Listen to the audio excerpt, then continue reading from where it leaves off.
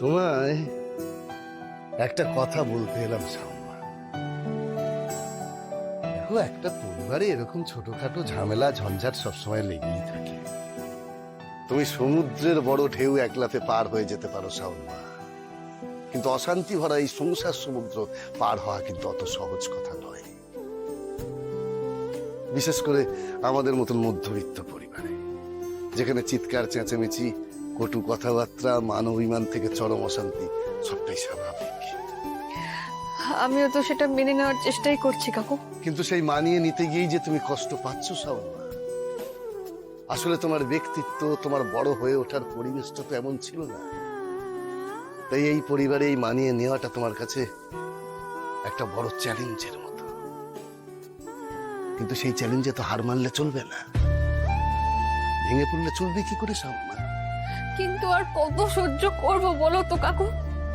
আমি যতই চেষ্টা করি না কেন, এই পরিবারের ভালোবাসা তো জিততে পারছি না আমি। আমার একটা মাত্র ভুলের জন্য সবাই খুব কষ্ট পেয়েছে, খুব আঘাত পেয়েছে, কিন্তু কেউ তো আমায় সেই আঘাতে মলম দিতেও দিচ্ছে না। এই অবস্থায় আমি কি করব বলো? তোমাকে তোমার মা নন্দিতা দেবীর যোগ্য মেয়ে হয়ে উঠতে হবে শাওন মা। তুমি বারবার তোমার মায়ের কথা জানতে চাইছিলে না? তাহলে শোনো শাওন মা, তোমার মায়ের সব থেকে বড় গুণ ছিল তার অদম্য জেদ আর সাহস। জীবনে যত বড়ই সমস্যা আসুক না কেন, তিনি কখনো ভয় পেতেন না।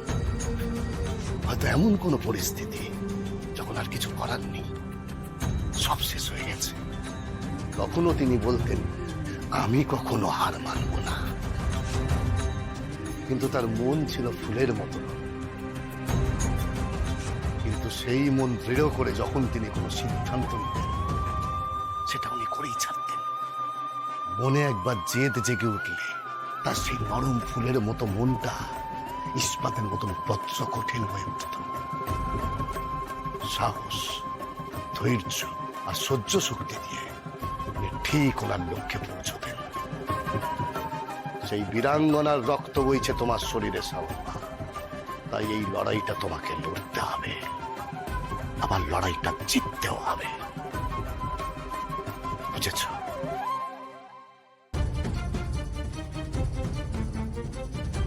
আমি চাই শাওন,